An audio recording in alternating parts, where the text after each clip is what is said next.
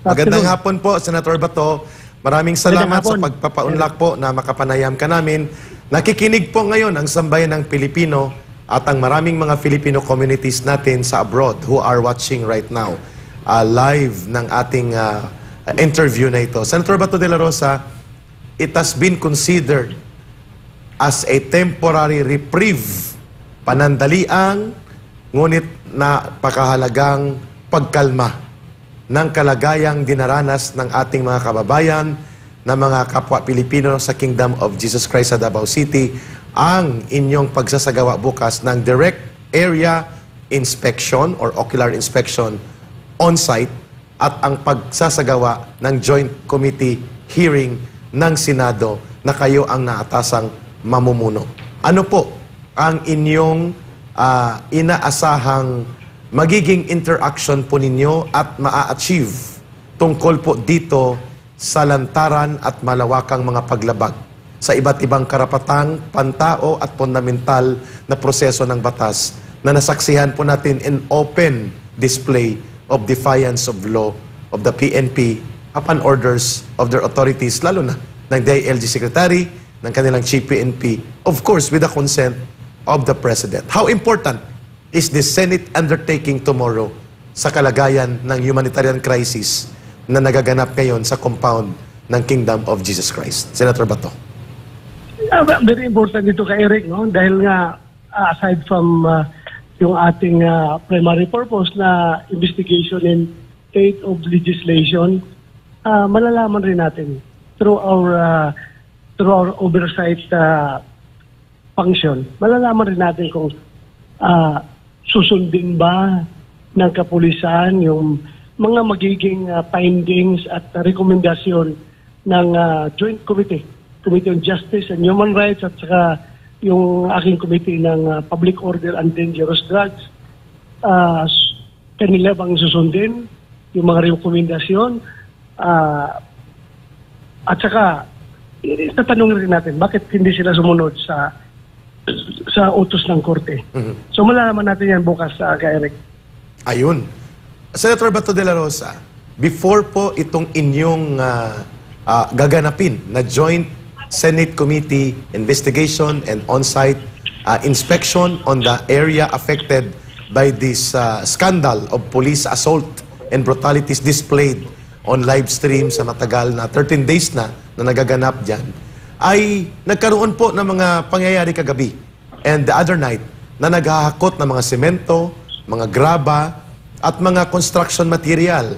Either may tatabunan o may gagawin sila sa loob, but because of absolute denial of observation and inspection sa compound, lalo na sa school basement ng Jose Maria College, among other areas na kanilang hinukay na, ay hindi po ma-determine kung ano po ang purpose ng pagpupuslit ng mga semento at mga construction materials na ito 2 days before your holding of this Senate investigation and oversight actual site inspection. What do you perceive about this kind of activities ongoing right now sa PNP? Are they trying to set up things para i-make up ang lugar na hindi lalabas yung kanilang mga ginawang kalapastanganan, pagsira sa property, among other illegal things that they have done for the last 13 days? Senator Bato de la Rosa, how can you surmise this kind of questionable activities ongoing for the last 48 hours sa compound na wala nakakapagpigil sa mga pulis ngayon? Hindi may tago ng kapulisan yan kay Eric. Kahit anong gawin nila, kahit anong magic gagawin nila, hindi nila may tago yan dahil may video naman, may video, may pictures na nanggagaling doon sa loob na sila ay naghuhukay. Kitang-kita. At hindi may tago yan ni General Torres sa atin dahil yung ibang pulis dyan na pinagalitan niya kung bakit nagkalat yung video yung sa kanilang paghuhukay ay nagsusumbong rin sa atin. Yung mga pulis na talagang pinafind out doon ni General Torres kung sino ang nag-leak ng video, bakit lumabas. So hindi nila tayo maloko kay Eric. Hindi nila tayo maloko.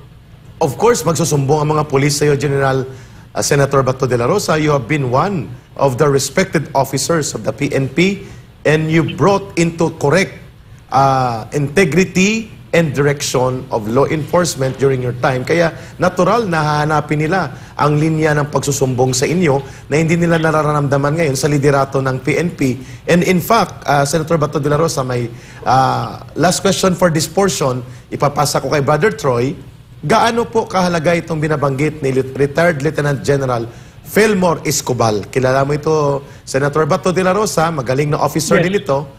At naging isa to sa mga tauhan mo ng junior officer ito or under sa mga unit na napamunuan mo. Sinabi ni Lieutenant General retired Fillmore Escobal na kabaliwan na po ang pag-i-insist ng mga pulis ngayon for 13 days na hindi nila maserve ng tama ang warrant of arrest, ay gumagawa sila ng kung ano-anong mga kagastusan at kabulastugan, kung ako nang gumamit ng term, na hindi na nagbibenepisyo sa gobyerno at napapahamak na ang interes ng sibilyan at pati na ng police organization vis-a-vis gastos at ang epekto ng negatibo na nagagawa nitong kabaliwan at kamalian na ginamit nila dyan sa Kingdom of Jesus Christ. Your reaction to this very categorical observation made by Lieutenant General Fillmore Escobal? Totoo yan, Eric, no? Kasi naging pulis din yan at alam niya kung paano mag-set ng warrant. Kaya siya ay nagtataka kung bakit gano'n na lang ang nangyayari ngayon. And hindi lang naman mga retired na pulis ang nagtataka. Kundi yung pulis mismo, yung nandiyan kayo sa loob ng KOJC, sila rin ay nagtataka bakit ganito ang takbo ng ating pamulis ngayon. Sila rin ay nagtataka bakit ganito. Ganyan ang nangyayari. Kaya I am running out of reasons and I am running out of justification. So, gusto ko man silang intindihin sa kanilang intention na talagang mahuli nila si Pastor Kibuloy dahil ito ay merong standing warrant of arrest.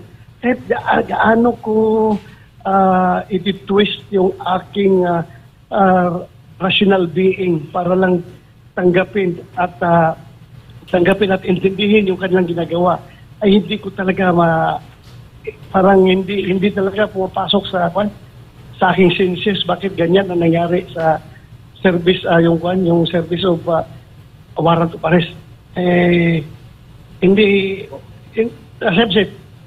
As I've said, kung ang mga ordinaryong civilian nga ay nagtataka, ako mas yung pulis na alam niya paano mag-serve ng warrant of arrest. Thank you, Senator Bato de la Rosa, for very straightforward and reassuring answer that you will defend and stand for what is correct, what is just, and what is lawful, not because you have been a PNP general and top general nila, kung hindi, you are now serving as the voice of the people at the Senate. Thank you, and I'll pass you on to Troy. Dagdagan ko lang kay Eric. Go ahead, sir. Ito naman ginagawa ko bilang isang senador ay one-sided. Hindi lang naman ito sa mga biktima ng nangyayari ngayong karahasan dyan, kundi pati din doon sa mga nangharas na blabag sa kanilang kalooban na yung ginagawa nila kanilang duty na kahit na nag-questions na sa kalooban nila pero wala sa magawa dahil sila'y under orders. Ito rin, para sa kanila rin ito, para malinawan yung kanilang mga kumakristian kung ano dapat, anong tama at anong mali.